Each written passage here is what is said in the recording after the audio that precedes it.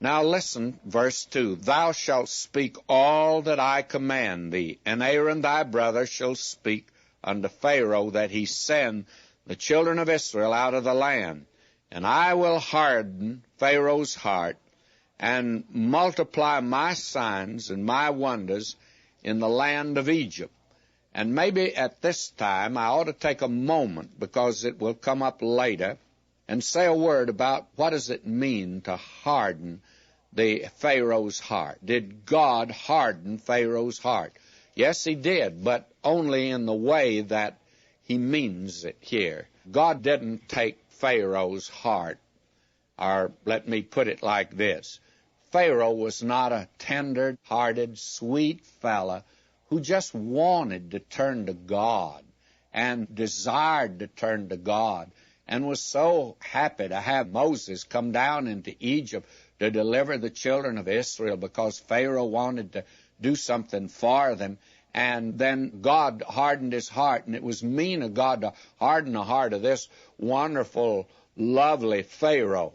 Well, if that's the way you read it, friends, then you're not reading this right. Harden here actually means, it's a very figurative word, I'm told. It means like a rope that is twisted. It means God twisted the heart of Pharaoh. And why did he twist it? Well, he was going to squeeze out what was in it. The rebellion was in there, but he was covering it up all the time.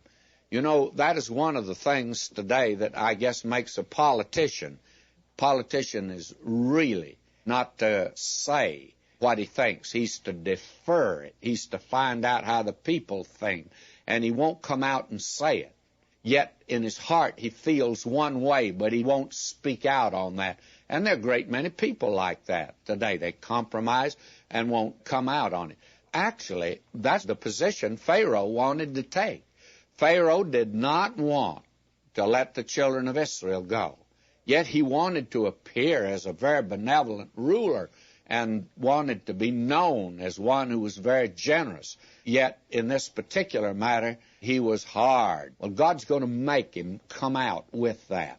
In other words, it's as if God's bringing him into court and making him. You know, there's certain men that have to be taken into court and made to do what they've agreed to do. And a man here in Los Angeles who's a contractor, he told me that he had to take a certain man into court and make him do the thing that he agreed that he would do. He wouldn't do it, but he took him into court. Now, that's exactly it. He hardened the man's heart. In other words, he made this man's heart firm to reveal what was really in it by his actions. Pharaoh had to face up to it, and that's what God is doing here to Pharaoh. That's what it means to harden Pharaoh's heart. And therefore God sends Moses and Aaron in, and Pharaoh now is going to have to put it on the line. God's hailing him into court. God is saying, you're going to reveal the thing that is actually in your heart. You can't say one thing and do something else. God's going to force his hand in this particular matter. Now, that is the way that it's to be understood, and not the idea that, dear old Pharaoh, he was a generous-hearted old fella. He's like old King Cole, who called for his, well, I can't even repeat that any longer, and he called for his fiddlers 3. Just a jolly old King Cole. The fact of the matter is, Pharaoh is this kind of a man, and God's going to make him reveal it.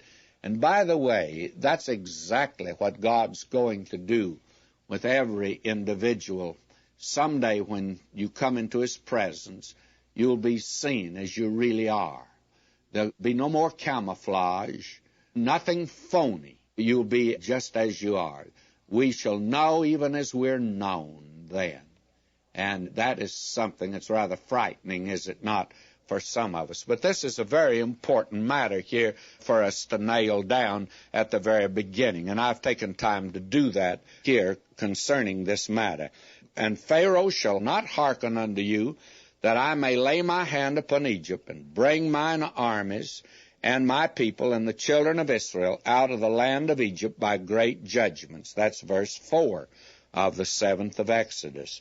Now verse 5.